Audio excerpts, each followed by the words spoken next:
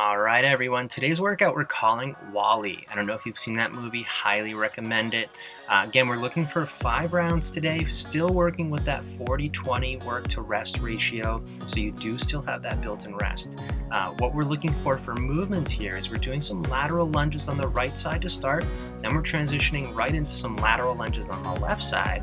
Some dumbbell thrusters, which I know you all love, some jumping jacks to get that heart rate up a little bit more, some Spider-Mans to get that core, and then hitting that core a little more to finish out the round with a hollow hold. So again, set your interval timer up, whether it's the PushPress timer or the GymBoss timer, whatever you're using with that 40-20. You can look at the number of rounds here to figure out the math for your repetitions there, your set number, and that'll help you make sure you're kind of staying along with that pattern.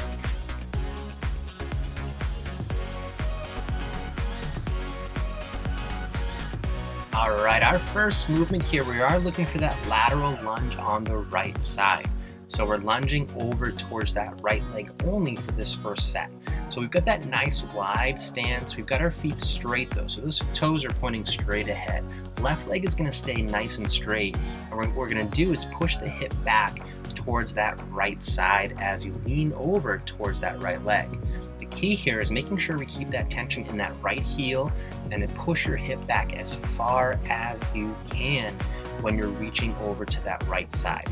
That's going to keep that right glute engaged, keep those quads and that right side engaged, as well as those hamstrings. But more importantly, it's going to keep that tension out of that right knee. So depth-wise there, we're looking for as far as you can. You might have some limitations depending upon how tight you are in your hips and in your abductors on the inner set of your thighs. So that can be taken into consideration and adjust that depth. So now we're gonna prep and get over to that left side. Same premise here, nice feet, straight feet. And we've got that nice wide stance. This time that right leg is staying straight and we're pushing those hips back and down as we lean over towards that left leg. So just like we did on that right side, we're pushing that butt way back there, making sure as you come out of that low position that you're squeezing that left glute as tight as you can and pushing through that left heel as hard as you can.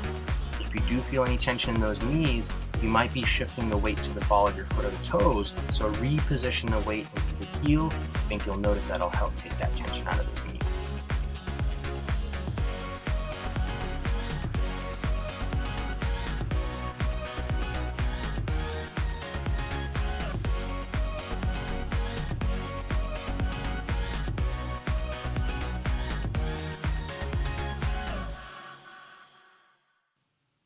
All right, our next movement. Those legs are warmed up. We're going to work them a little more with some dumbbell thrusters. I know how much you all love these. So you can use dumbbells if you have them. If not, some gallon jugs will do just fine.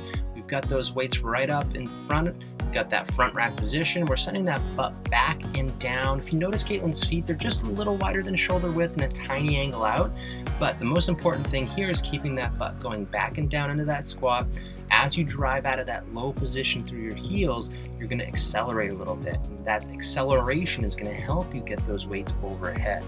As you reach just about the top of that squat, that's when you want to go into that pressing movement overhead. As you do that, you want to keep your abs tight and pulled down. You don't want to arch back and you don't want to look up at those weights. Just keep looking straight ahead. That'll keep those abs engaged, keep that lower back nice and safe.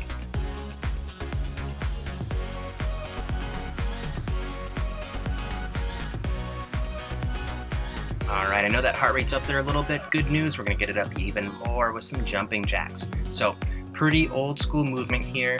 We're gonna start with your feet together, arms at your side, and we're gonna hop those feet out. And as you do that, you're gonna swing those arms up overhead almost to the point where they clap.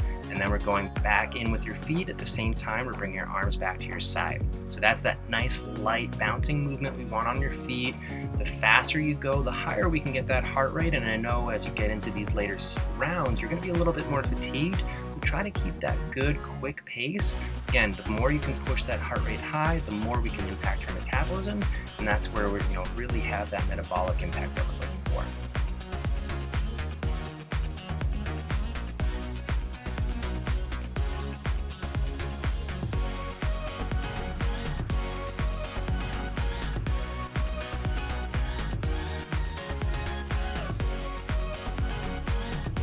All right, we're gonna hit that core now with some Spider-Man. So this is one of my favorite core movements. We're gonna start up in a high plank position, so your shoulders are over your hands, arms are extended, and we're on your toes, almost as if you're setting up for a push-up. What we're gonna do here is lift your hips a tiny bit high and reach your knee towards your opposite elbow. And as you do that, I want you to notice Caitlin's sort of rocking forward here as that knee gets up closer to that elbow. Not only is that going to allow you to get a little bit more distance up towards the elbow, but more importantly, it's going to really get you an opportunity to squeeze your abs even more. And that's, I think, what we all want, right? We want strong core, strong abdominals to help stabilize our back, keep our back healthy, and because, we all love a good ab workout. So again, reach that knee across opposite elbow, rock forward a little bit, and make sure you alternate with each one.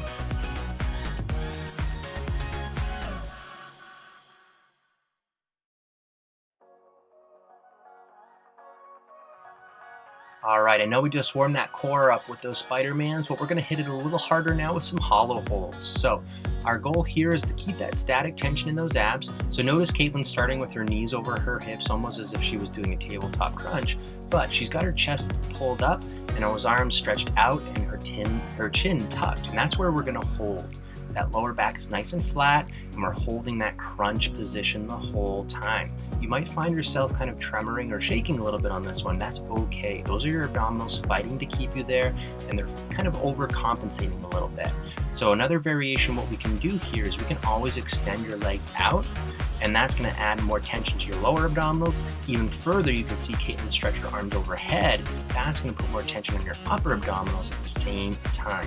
But most important thing there is to make sure we're keeping that lower back feeling okay. If it does bother you, you can pull your knees right back in and go into that standard hobble position.